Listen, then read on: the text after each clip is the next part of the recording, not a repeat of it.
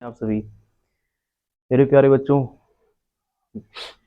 आज क्लास 12 की एक आप देख रहे हैं अनंत विस्तार की चालक प्लेट के कारण विद्युत क्षेत्र की तीव्रता। हमने यहाँ पर हेडिंग लिखी हुई है। इसके पहले हम लोग जो है गास प्रमेय क्या है, गास प्रमेय के अनुप्रयोग में एक दो प्रयोग देखे हैं। आज ये दूसरा देख रहे हैं, अनंत विस्तार की चालक प्लेट के कारण विद्युत क्षेत्र की तीव्रता। यहाँ पर हमने ये हेडिंग लिखी हुई है, इसी के बारे में पढ़ना है मेरे प्यारे बच्चों। तो इसमें क्या पढ़ना है आपको कि एक अनंत विस्तार की जो है चालक प्लेट होगी जिसकी लंबाई अनंत मतलब असीम, तो अनंत लंबाई होगी। और इस प्लेट के कारण किसी बिंदु P पर, मान लो यहाँ बिंदु P है और इसके जो है किसी संदर्भ बिंदु O को मान ले, तो यहाँ से यहाँ तक की दूरी अगर स्मॉल r मान ले, यहाँ से स्मॉल O से P तक की दूरी, यहाँ से यहाँ तक की दूरी क्या मान ले, r मान ले, तो यही P बिंदु पर हमको विद्युत क्षेत्र की तीव्रता की गणना करनी है। ठीक है बच्चों, तो मान लो कि कोई चालक प्लेट है, ठीक है, अनंत विस्तार की, इसकी लंबाई अनंत है, बहुत दूर जा सकती है, ठीक है ना, इस तरीके से बहुत बड़ी है। इसको क्यू आवेश दिया जाता है, ठीक है ना। तो क्यू आवेश देने पर जो है इसका आवेश घनत्व मान लो सिग्मा हो। आवेश घनत्व अगर सिग्मा हो तो सिग्मा बराबर क्या हो जाएगा, क्यू अपान एरिया। यही होता है क्यू अपान एरिया। ठीक बच्चों, तो ये आवेश घनत्व है, तो यहाँ से आप देखेंगे तो Q बराबर क्या हो जाएगा, सिग्मा इंटू यस। Q बराबर क्या हो जाएगा, सिग्मा इंटू यस। इसको अगर हम समीकरण 1 दे दें, इसके बाद बच्चों यहाँ पर देखिए, ये जो है काशी पृष्ठ की हमने कल्पना की है, यहाँ पर देख रहे हैं। तो इसके 3 पृष्ठों पर हमने जो है एक अल्पांश क्षेत्रफल ds ले लिया है। आप देख रहे हैं S1, S2 और S3 के लिए जो है ये अल्पांश क्षेत्रफल ले लिया है इसकी गणना के लिए। तो यहाँ तो विद्युत फ्लक्स जो होगा, इससे होकर गुजरने वाला विद्युत फ्लक्स जो होगा, विद्युत फ्लक्स की परिभाषा के अनुसार क्या होता है, E D S cos theta, यही होता है। ठीक बच्चों, E D S cos theta ये होता है। या इसी को क्या लिख सकते हैं हम, फाई ई बराबर लिख सकते हैं, ये फाई ई है, फाई ई बराबर लिख सकते हैं कि यहाँ हो जाएगा डी एस कास थीटा। अच्छा ध्यान दीजिएगा, यहाँ पर अगर हम लोग इसको हल करने के लिए, हमें इस समीकरण को हल करने के लिए 3 स्थितियों पर विचार करना होगा। ठीक है ना। तो 3 स्थितियां कौन कौन सी हैं बच्चे, देखिए, एक बार यहाँ विद्युत क्षेत्र की तीव्रता क्या होगी बिंदु P पर S1 जहाँ पर लिए गए हैं अल्पांश क्षेत्रफल, और इसके बाद S2 के लिए और S3 के लिए। एक चीज और ध्यान दीजिएगा बच्चों, क्योंकि इस चालक प्लेट को अगर आवेश दिया जाता है तो आवेश कहाँ हो जाते हैं, उसके पृष्ठ पर वितरित हो जाते हैं। इसका मतलब हो गया कि यहाँ जो है Q बराबर 0 है, चालक के अंदर कोई आवेश होता नहीं है, चालक के पृष्ठ पर आवेश आ जाते हैं, वितरित हो जाते हैं एक समान रूप से। ठीक है ना। तो इसके लिए इस समीकरण को हल करने के लिए 3 स्थितियों पर अगर हम लोग विचार करें तो इस तरीके से हमको प्राप्त होता है टोटल फ्लक्स जो होगा, फाई ई बराबर, फाई ई टोटल जो है क्या हो जाएगा, ई, इसके बाद जो है यहाँ हो जाएगा आपका E D S cos theta पहले वाले के लिए। ठीक है बच्चों, E D S cos theta plus यहाँ हो जाएगा E D S cos theta दूसरे वाले के लिए, plus E D S cos theta तीसरे वाले के लिए। ठीक है ना। इन तीनों स्थितियों पर, एक बार यहाँ, एक बार यहाँ, एक बार यहाँ, तीनों स्थितियों पर अगर हम विचार करें तो देख रहे हैं कि अब प्लस क्यू आवेश कारण विद्युत क्षेत्र की तीव्रता क्या होती है, बाहर की ओर, यानी अनंत की ओर होती है, दूर होती है। इसका मतलब यहाँ ई क्या हो जाएगा, इस दिशा में। और क्षेत्रफल सदिश भी आपको कल बताए थे कि किसी भी पृष्ठ के लंबवत दिशा में क्षेत्रफल सदिश होता है। तो क्षेत्रफल सदिश ds और ई दोनों की दिशा इस स्थिति में, पहले वाली स्थिति में S1 के लिए क्या होगा, समान होगा। तो इनके बीच का कोण क्या हो जाएगा, 0। देखो बच्चों, जैसे दो राशियां आगे, यहाँ देखिए ds और यहाँ पर विद्युत क्षेत्र की तीव्रता, दोनों की दिशा समान है, तो इनके बीच का कोण कितना होगा, 0। कितना होगा, 0। जब इनके बीच का कोण 0 हो जाएगा तो कास थीटा बराबर क्या हो जाएगा, कास 0। ठीक है ना। तो कास थीटा बराबर क्या हो जाएगा, कास थीटा बराबर कास 0 बराबर 1, यानी पहली स्थिति में कास थीटा का मान के स्थान पे हम 1 लिख सकते हैं। यहाँ लिख देंगे ई डी एस, और गुणे 1 लिखेंगे तो उसका कोई मतलब नहीं निकलेगा, प्लस यहाँ देखेंगे बच्चे, यहाँ देखेंगे दूसरी स्थिति में, यहाँ अंदर यहाँ अंदर जो है, यहाँ आवेश है ही नहीं है। जब आवेश नहीं है तो आपको फार्मूला बताए थे कि एक बिंदु आवेश कारण विद्युत क्षेत्र की तीव्रता क्या होती है, E बराबर 1/4 pi epsilon not Q upon R square, ये होता है। ठीक है, तो Q का मान यहाँ क्या हो जाएगा, 0। जब Q का मान 0 तो दूसरी स्थिति में यहाँ पर जो है E का मान क्या हो जाएगा, 0 हो जाएगा। Q का मान 0, यहाँ 0 रख दीजिए, तो 0 में किसी संख्या से गुणा करेंगे तो पूरा 0 हो जाएगा। तो दूसरी स्थिति में क्या हो जा रहा है, इसका मान टोटल 0 हो जा रहा है, तो यहाँ पर क्या लिख देंगे, 0 प्लस।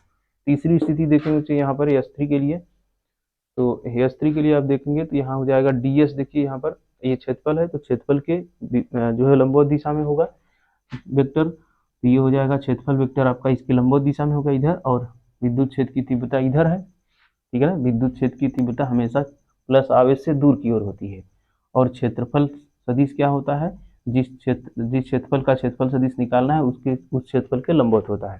तो लंबवत का मतलब विद्युत क्षेत्र की तीव्रता इधर और क्षेत्रफल की दिशा ये वाला, यहाँ देखिए क्षेत्रफल दिशा इधर और विद्युत क्षेत्र की तीव्रता इधर है, तो क्या हो जाएगा, ये दोनों के बीच का कोण 90 अंश। जब 90 अंश हो जाएगा तो cos 90 का मान कितना होता है, तीसरी स्थिति में थीटा बराबर 90 डिग्री, तो cos थीटा बराबर cos 90 हो जाएगा, और cos 90 का मान कितना होता है, 0।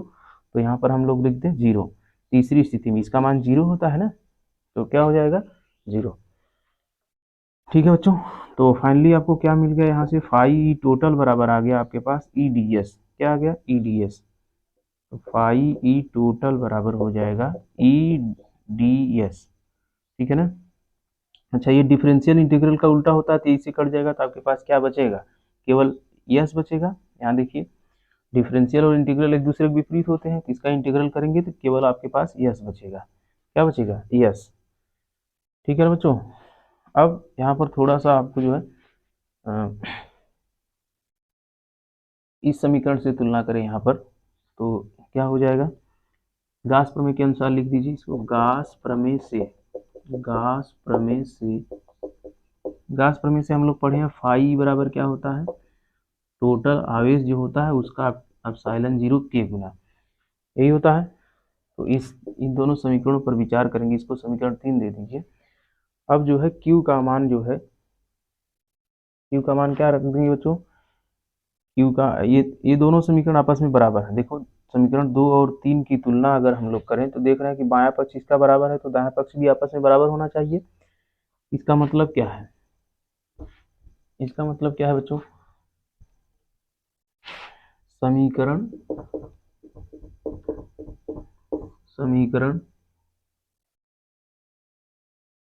अच्छा मैं इसको और इधर लिख देता हूँ, रुकिए।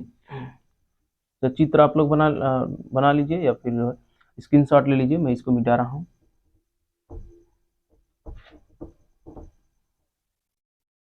देखिए अगर हम लोग गास प्रमेय की बात करें तो गास प्रमेय से टोटल फ्लक्स जो होता है वो किसके बराबर होता है, Q अपान एप्सिलॉन नॉट के।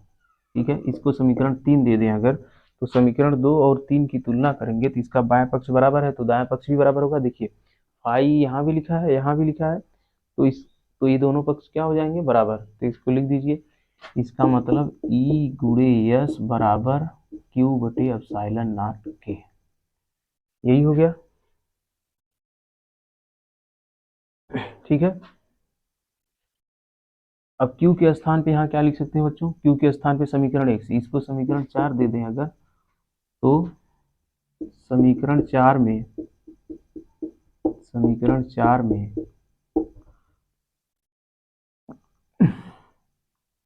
Q का मान समीकरण 1 से रखने पर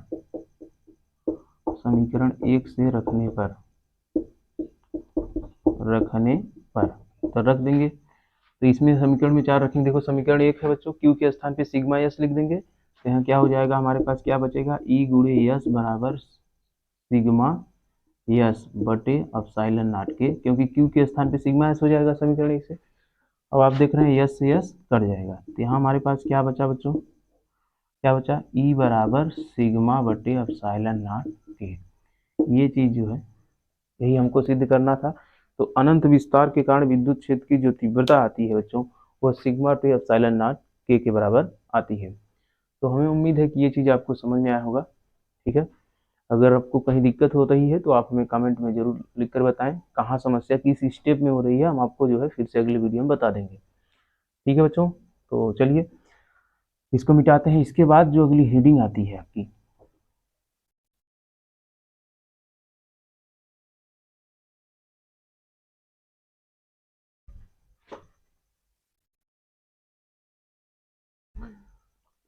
मेरे प्यारे बच्चों देखिए, अभी तक हम लोग पढ़े थे अनंत विस्तार की चालक प्लेट के कारण विद्युत क्षेत्र की तीव्रता। इसके बाद जो अगली हेडिंग आपकी है, अनंत विस्तार की अचालक प्लेट के कारण विद्युत क्षेत्र की तीव्रता।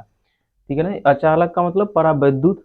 ठीक है ना, आवेशित रहेगा लेकिन अचालक रहेगा, आवेशित रहेगा लेकिन अचालक रहेगा, या परावैद्युत कह सकते हैं। तो ये आवेशित मान लो, यहाँ पर ये आवेश एक परत है जो है। ठीक है, ये हो गया आपका, ये कोई परत है, परावैद्युत है। तो इसके कारण हमको विद्युत क्षेत्र की तीव्रता जब ज्ञात करनी है किसी बिंदु P पर, यहाँ पर देख रहे हैं, तो मान लीजिए कि इसका कोई संदर्भ बिंदु यहाँ पर हमने O ले लिया और O से समान दूरी पर दो अल्पांश बिंदु S1 और S2 ले लिया। ठीक है ना, तो अल्पांश दूरी पर रहेंगे तो इनके द्वारा जो है अल्पांश क्षेत्रफल भी समान होंगे। ठीक है ना, अल्पांश समान दूरी है ये, जब क्या होगा इसे